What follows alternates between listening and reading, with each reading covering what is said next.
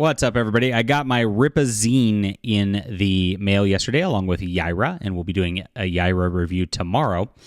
Today, we have the Rippazine Collector's Edition. Now, this was a surprise to me. When I looked at the Yaira campaign, I didn't see this before, and I had not heard any promo of it. So when I saw this, I was like, oh, that's cool. I'll see what this says. And I just clicked on it and bought it along with the Yaira package. Seemed easy to do. And it was, and happy it came at the same time here. So this is Eirc July's new magazine, and it's a promo sort of deal for the Rippaverse. And so very different. It's not like just a full-on comic.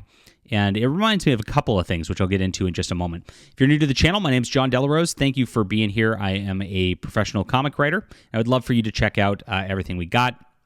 We have links in the description for our socials.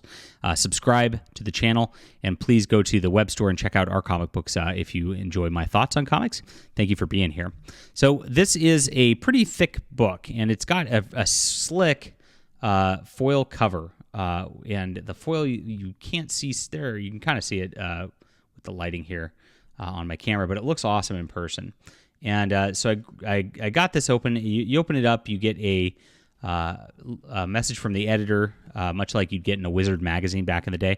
And that's what it reminds me of in a couple of different ways. Wizard magazine, and then Marvel Comics actually used to produce like kind of like hype magazines themselves for some of their books. And they'd have interviews with creators. They'd have things from the perspectives of the characters. And that's what you get in here. You can see the entire magazine table of contents. Right here, you get a feature comic, which is the Salvage, which is by a new character called Salvage P.I. And I'm going to focus most of the review on that because the other stuff you can kind of check out yourself. You've got some interviews with Chuck Dixon and Mike Barron, who are writing for the Rippaverse, and Dean Cain, which was I was surprised there's a Dean Cain interview. Now, this will be more exciting, I think, to some fans than me. I talk to Mike and Chuck pretty regularly, so there's not a lot I could learn from interviews with them. Dean Cain was cool just because I didn't expect that. He was the actor who played Superman in Lois and Clark, which is awesome. Got a meet the staff concept artist, and it's also got some artist corners, like talk about just like the process of making the colors for Alpha Core, which is kind of cool. So the other neat part about this, beyond that, and it's got previews for these books, which I have all these books. So again, for a new reader, might be interesting to check things out. For myself, have read all those, and so I'm not going to spend a lot of time on that. What was cool about this, the next part is the Florespark Gazette, and this is like a newspaper type of setup for about 10 pages, which are from the character's perspective inside the Rippaverse. And that's pretty neat to see all that. And each couple pages has its own theme, fits within the Rippaverse. You get some interesting stuff right there. Cool stuff. I'll leave that for people to discover themselves. What I want to get into is the Salvage P.I. And so this is why I actually bought the magazine. I saw Bart Sears was doing the art on this, and Bart Sears is actually one of my favorite artists. So I was like, wow, that's a big get right here. And you could see right away, very dynamic, interesting colors and art, top tier immediately. And I got to say, just like between Isom and this, you could really see Eirc July's growth as a writer. So this guy is a private detective within Florespark inside the universe, and he's investigating there. He gets hired because there's some corporate espionage going on, and this is not him. This is seems like a bad guy. We're not sure exactly yet much about his identity. Look at this cool little silhouette image right here. This is cool and dynamic. And so there's some corporate sort of sabotage going on, and Salvage is sent to go investigate into that. And so he goes to a rival corporation, starts to talk to them. They set him up immediately, so he knows something's wrong. He gets into a knockdown, drag-out fight, which is beautiful. And I don't want to show the whole thing because it's like 20 pages, so we'll just show a little bit. And then at the end of it, he actually runs into the character we see at the very beginning, who's kind of blowing up that truck right here.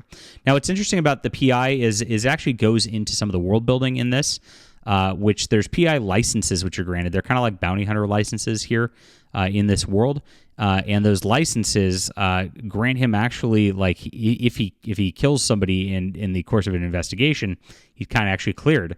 So he has like this like Judge Dredd like authority almost as a private investigator, which is kind of neat. He also mentions it's hard to get that. Like, you have to like very much get to a point where you are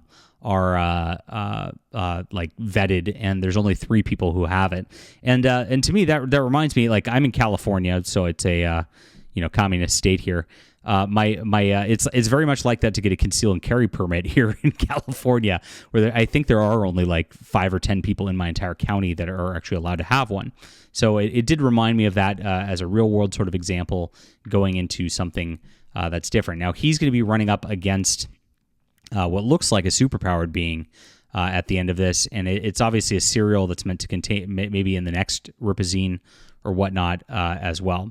Now, this is, as an investigatory thing, the dialogue's really good. It feels like a great noir sort of setup.